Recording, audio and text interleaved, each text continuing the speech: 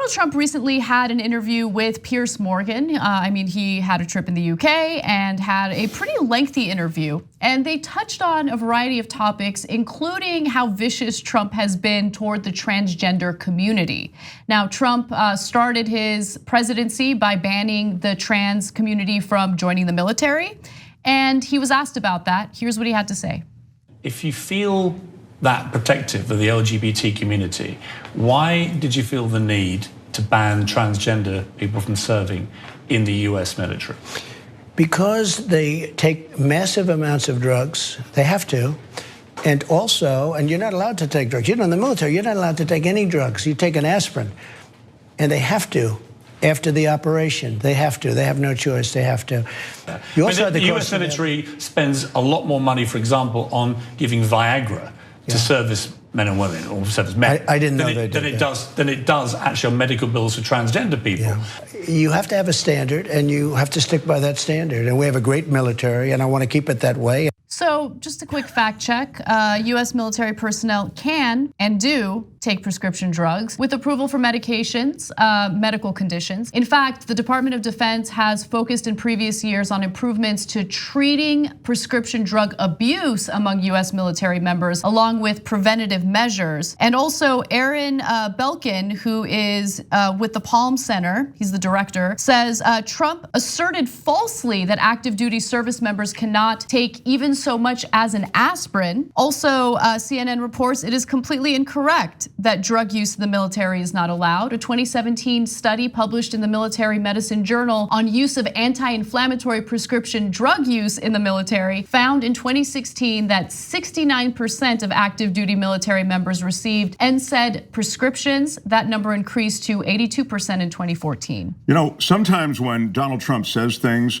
just right out of the chute, you know they're BS, and that was one of them. Like right away, you're just pinning into the red zone. You just know, just deductively, that's insane. I mean, as Anna just said, NSAIDs are those ibuprofen type related, Aleve and that kind of thing. We know they're taking those, and I'm sure they're taking a bunch of mood stabilizers and all the other things that people take in the general culture. It's absurd, but man, he sells it. He doesn't blink. He just goes forward. You know, the minute you're not committed to telling the truth, life is so much easier in those interviews. And really, without being having his feet held to the intellectual fire, I mean, you know, honestly, Morgan didn't hold his feet to the fire on that. He just lets him go unchallenged on that sort of thing. So we're left mopping it up the day later. Just life is so much easier for Trump because he gets away with that stuff in the moment. That's such a great point about how there was, you know, no correction on the spot. Because, I mean, if you're, maybe you don't know. Maybe you watch that and you just take what Trump says at face value. But if there was a correction, he would have done this. No, actually, this is not true. The fact is this, and he would go, well, maybe I know a lot of people say the otherwise. I hear it a lot. I mean, it's just you know, there's a difference between Trump in any interview and my dog Bear when he barks at a squirrel. Bear's not lying. Bear hates that squirrel, and he wants that squirrel to know it. And eventually, they both get distracted and wander off. But outside of that, the only difference between my dog barking at a squirrel and the president of the United States is that my dog's not lying. Yeah. And they both clean themselves. By the way, what Trump is doing in that moment is he's selling an image of the military as well. It may be an image that he kind of has from movies and stuff, is like the straight hour military men where nothing goes wrong. I mean, everybody's heterosexual and powerful and muscle bound. But, and so in a way, it may be the military that he wants. He doesn't want to see a society that's made up of all the different textures that the society's made up of. And that goes to the other point that he has so much support amongst the rank and file military. And when he clearly has no regard for them whatsoever. No regard for them, said defamatory things about members of the military if they have the audacity to ever criticize him in any way. Has been, look, I'm not a fan or wasn't a fan of John McCain, but the way that he's viciously attacking John McCain is incessantly. Well, he insulted the Gold Star families. I mean, it's just. There's no bottom to the behavior. Right. I'm still amazed that he gets so much support, and I think it just goes back to, you know, I think a lot of people pay cursory attention and they like whoever looks toughest on a glance. You know, which is why you know, Henry Rollins. Let's think about him. There could be a draft Rollins campaign. He does look tougher. You're right. He does look tougher. Yeah. I mean, literally, when there was a joke that The Rock would run, and I was like, yeah, no, I can see that. Let's go for The Rock. Yeah. Call him a jabroni, not wear a shirt. If we're gonna have idiocracy, let's just go all in. You know? Yeah, no, I mean, I think we're there. Yeah. We're there. Well, it's what people said about George Bush, the younger George Bush. Well, I felt like, I don't know, just feel like I could have a beer with him. Right. You know what I mean? As though you're gonna have a beer with him. I mean, it's. What is that? Why is that? Well, people like people that remind them of them. But that doesn't apply to other jobs like a pilot, right, a heart surgeon, because those jobs are important. God, this is so, it's funny, but it's depressing at the same time. No, it's 100% true. It's 100% true. We don't hold the same standard for president as we do for these other positions. We don't elect this in other countries. Or is this American culture? And if it is American culture, what spurs it? Is it the media? Is it the lack of real journalism? What is happening? I don't know if we elect a president so much as we elect a national movie star for 4 years. What movie star do we want to watch for 4 years? Who do I want to watch on TV all day for 4 years? And this guy seems entertaining. Yeah. The other thing is that people tend to vote for the thing they haven't had. Whatever your feelings about George W. Bush, he ran on restoring dignity to the Oval Office.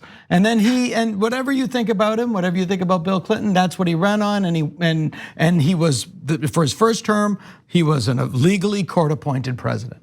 And then he was viewed at the end of his second term, a little dim, so they went with a constitutional scholar.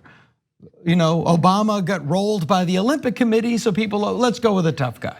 I think people tend to vote for what they haven't had, which, you know, eventually we might vote for someone blatantly sane. I think that Trump's self-portrayal as a strongman definitely worked to his advantage in the election. But I do also think that there was one other component that played well. Well, maybe two other components. Of course, we've talked about the racial divisions, the divide and conquer. He was very good at that. But he was also very good in exploiting the economic frustrations that people feel and pretending as though, and the reason why I say exploiting is because he doesn't care about the economic instability in America or the pain that the average American is feeling when it comes to their own financial situation. But he realized that there was anger and he really tapped into that. So while I agree that there is that, element of he's entertaining, there's name recognition. I've watched every season of The Apprentice, which by the way, was years of free advertising for Trump before he even ran. Well, it was better than advertising. It reshaped America's view of Trump. Trump was a total joke, an absolute con man. Everybody in New York and anybody around the world of business knew it. He couldn't get a loan. He defaulted on tons of debt. But The Apprentice, you're right to point it out, because it reshaped him as this sort of CEO kind of guy. And he did have a populist message. And as you also said, I mean, it's bankrupt of any notion. Speaking of bankruptcies, he's had 6 of them. But anyway, the point is that populist message is being played out in Europe and across the globe. So it's not just America. It's not that we're just the only stupid ones. That idea that somehow the populist message won't be well received, I think is false. I mean, it's actually being well received in many countries around the globe. Well, there is a large, section of the American middle class that has been gutted by many factors since the late 70s, and many politicians don't speak to it.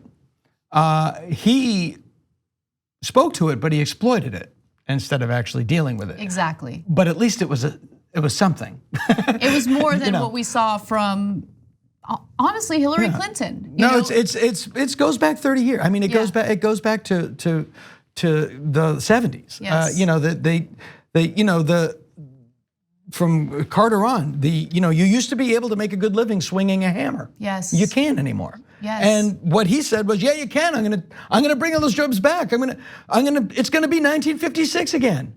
And you can't do that. My friend's father worked at the bakery section of a supermarket his entire working career, and retired, and owned properties, several of them. It blows my mind to think about that. That was a generation ago. Yeah.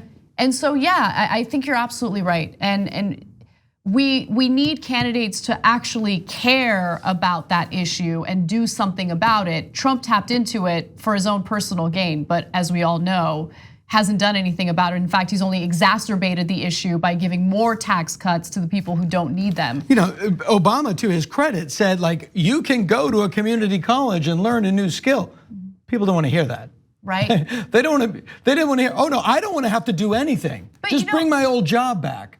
Right. That appeal works a lot better. Dana's absolutely right about that, because Hillary even made the point that we're going to retrain, and they're green new jobs. I mean, she's not wrong when she said that, and I understand Hillary was not the one, but I'm just saying that Dana's right. They don't want to hear about policy. They want to hear about, come on, make it the way it was. Yeah, they don't want to hear about having to retrain. They don't want to hear, and the universal day. But, by and large, these people are terrified because they are living in an alien land. Yes. And what you need is somebody that can speak to them, but also tell them, something that no politician wants to do. Like, that job you want, it's not coming back. You've got to figure out something else to do. Right. Nobody wants to hear that. No one wants to hear that, but you need real solutions for them. Right. Anna, 100%. You need a real plan. It can't just be enough going, hey, guess what, guys? We're going to retrain Life's you. bad and it's going to stay. No, you've got to have a plan. Exactly. Right. The TYT Plus app is now available on iOS and Android. Download to get more TYT content at tyt.com/app.